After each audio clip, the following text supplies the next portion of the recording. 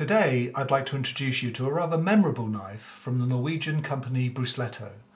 As you will see when I unsheath it, it has a rather singular design. I'm not sure what words come to mind when you see it, but perhaps fat or stumpy may be words that you think describe it.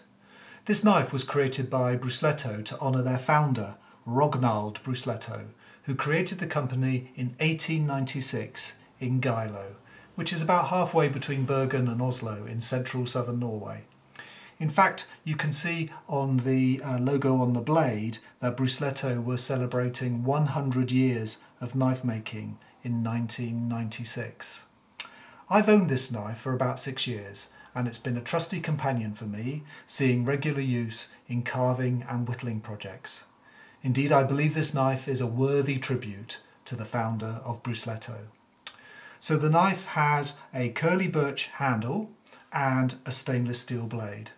So for the dimensions of the knife, we can see that the total blade length, the total knife length, is around about 17 centimetres, and the blade is about 7 centimetres long and about 3 centimetres wide at its widest point.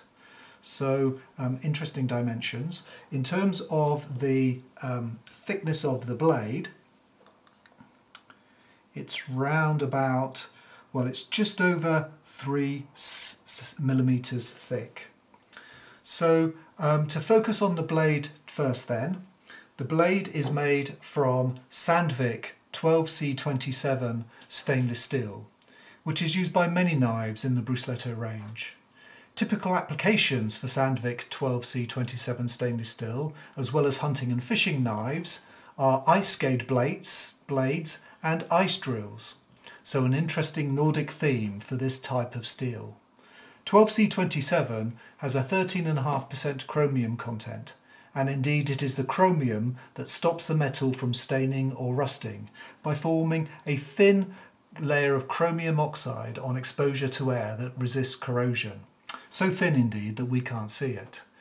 This so-called passivation layer is similar to the layer of aluminium oxide that protects aluminium from corroding as well. So the blade has been hardened to 57 or 58 on the Rockwell scale and polished to a high degree, which is another characteristic of the Brusletto range. The blade is sold with a convex grind. So this is not a full tang blade, but rather the tang has an oblong shape that goes about this deep into the handle.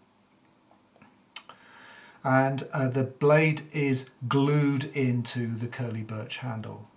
Now to the handle itself. The handle is made from curly birch. It's been treated with linseed oil that's given it a slightly darker colour, and for the 6 years or so that I've owned it, I imagine it's also gone a little darker as well, and indeed is beginning to develop that sort of wonderful patina of use. Now, I'm a big fan of curly birch, also known as mazur birch. It's a variety of the standard silver birch, Betula pendula, called Betula pendula var carolinca, where a mutation of just 1 or 2 genes creates the curly grain and the unique figure of the wood. It's very rare in natural forests, mainly occurring around northern and eastern Europe surrounding the Baltic Sea, but is now grown commercially with Finland, Belarus and Sweden as the largest producers. Now larger logs can be cut into veneers to be used in homes, offices, luxury yachts and cars, and the smaller dimensions or knotty pieces of wood can be used for products just like this knife handle. For this reason, it's a rather valuable timber held in high esteem.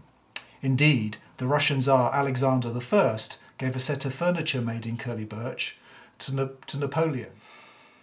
Buying a knife with curly birch handle is always a bit of a lottery on how much figure the piece of wood will have. Each one, of course, is unique. You can see on this knife handle that it doesn't have actually much figure, and indeed if I turn it over, perhaps even less on this side of the blade. If I show you this piece of untreated curly birch ready to be used in some future knife making project, you can see some very interesting figure here, a little bit of bark creeping in there, and but hardly any a figure at this point in the block of wood. So this handle is a full 4-finger handle with my little finger wrapping around the pinky notch at the back of the handle. The handle is rather fatter than most other handles, perhaps of this sort of knife, but I find it quite comfortable in my hand. There's no finger guard on the handle, and indeed the handle actually slopes towards the knife at the front end there, which means using it requires some care in its use. So the sheath it comes with is made from cowhide, a rather simple design. There's a belt loop on the sheath and 2 rather straightforward lines that follow the top of the sheath. There's a plastic guard inside the sheath, and the knife fits snugly in its sheath and won't easily come loose. So this is a rather unusual design, a modern design for a Scandinavian knife, but one that I find both attractive and functional. As I've said, I mainly use the knife for carving and whittling, such as this elder spoon blank that I have here. So let's put the knife to use.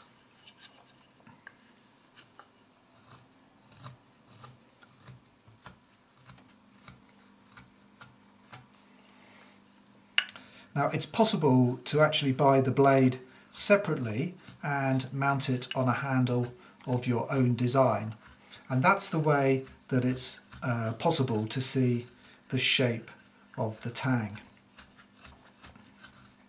So there you have it, the Brusletto Rognald, a Scandinavian knife aesthetics in a modern design. I'm sure Rognald would have been proud of his company's creation. Many thanks for watching this video, stay safe, and I'll see you again next time.